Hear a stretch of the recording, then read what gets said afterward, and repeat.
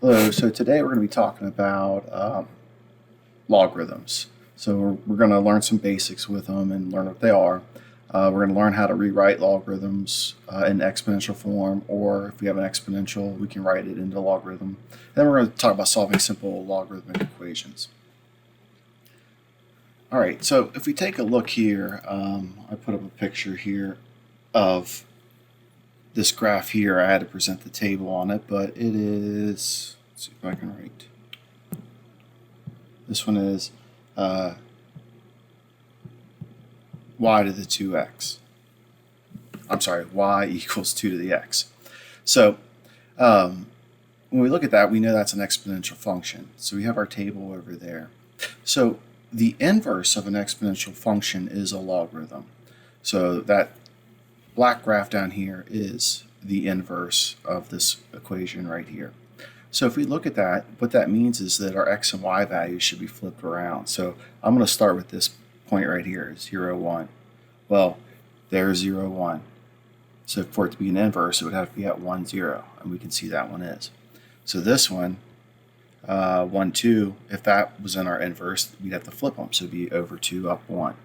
So hopefully we can see that the x and y values are flipped here, and that a logarithm is just the inverse of an exponential function.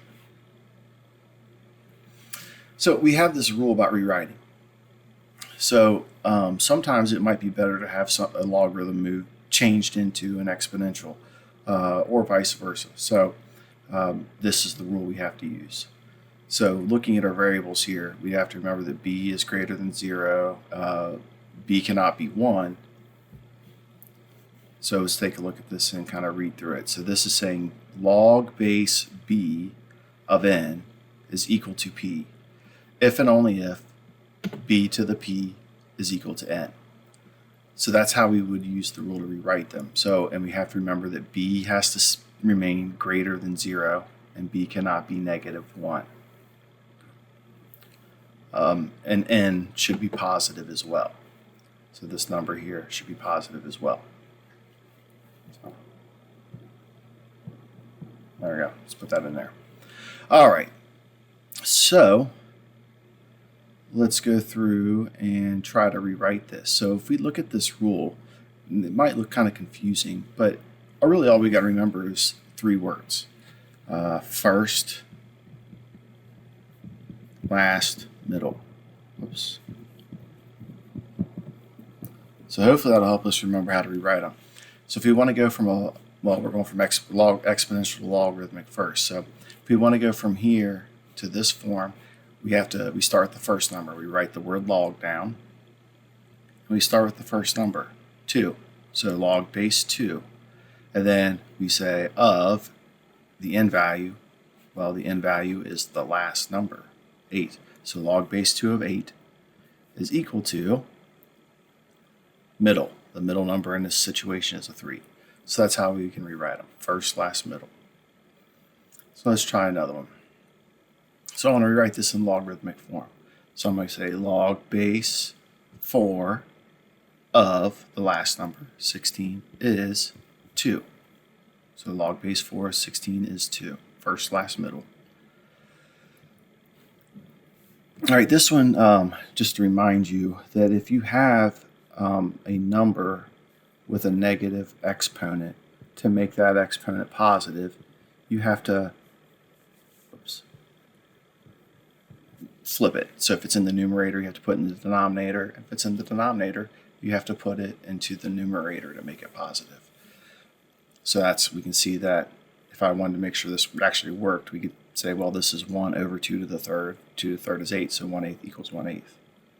So let's take a look at this one. Let's rewrite it. Log base 2 of the last number is the middle number. There we go. Not that bad, right? Just rewriting. All right, so now we have them in logarithmic form. We have to move them into exponential. We still use that exact same rule. We just have to write them differently. So we'd say 3 to the 4th equals 81. Still first to the last equals middle. So this one, we could say 2 to the negative 3 power equals 1/8.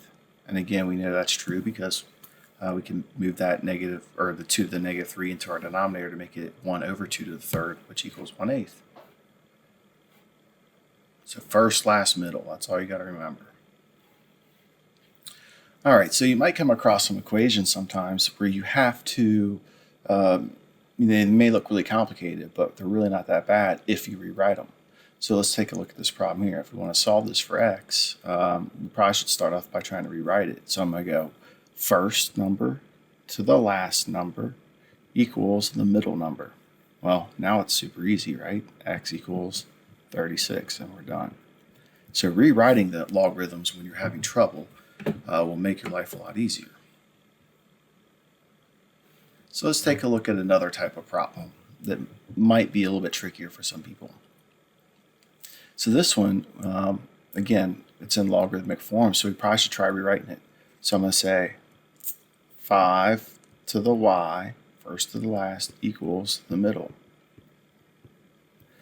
So when we have a problem like this, what we're going to need to do is try to rewrite them so they have the same bases. So hopefully you're looking at 25 and you're like, oh, well, 25 is the same thing as 5 squared. So notice now we're getting closer, but that 5 is still in our denominator. So in order to bring that 5 squared out of our denominator, we have to, again, use that rule of our negative exponent. So for moving a positive exponent out of the denominator into the numerator, it's going to become negative. All right, and now that we have the bases the same, all we have to do is cross out the bases, and we say, well, y equals -2. That would be our answer.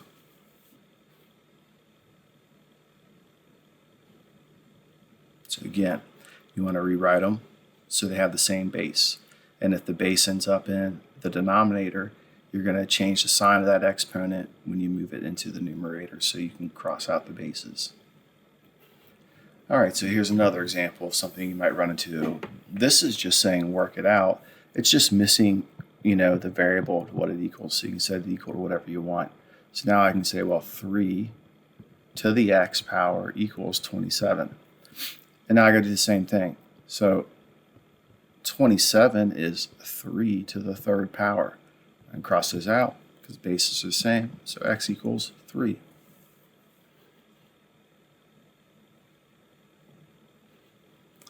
All right, so another rule we want to know is the property of equality for logarithmic functions. So this one just states that if you have a logarithm on each side with the same base, you can get rid of those logs, but there can only be one log on each side. You can have multiple logarithms like on the left and cross them out. 1 and 1 log.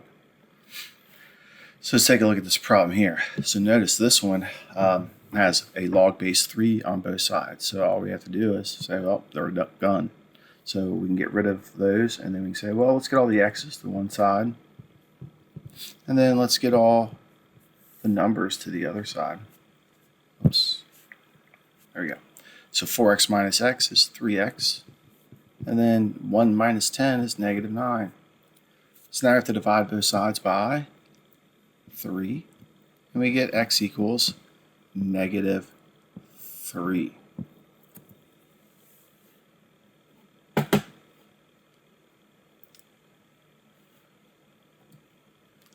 All right, so let's take a look at another one that's a little bit more complicated because it's got a quadratic in it. But again, notice the logs, log base 8 are the same.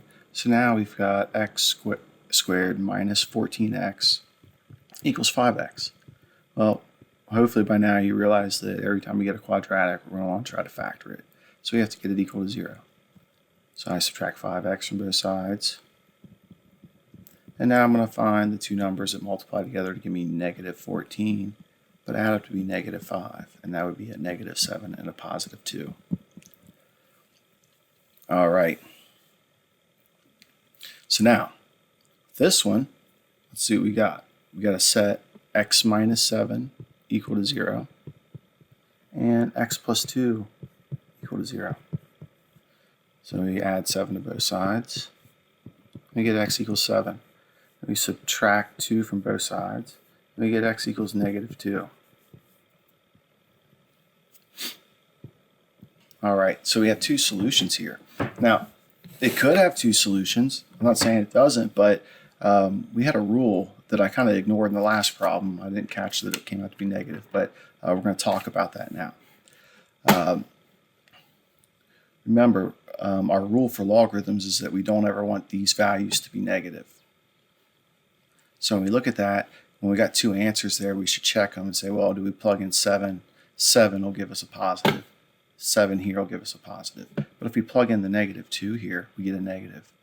If we plug in -2 here, we get negative again. So that's telling us that that's not one of our solutions.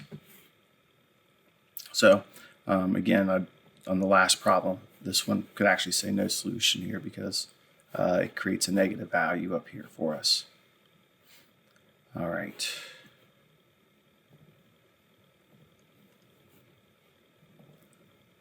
Well, I guess that's really about it. Then I was gonna, if you have other questions, let me know.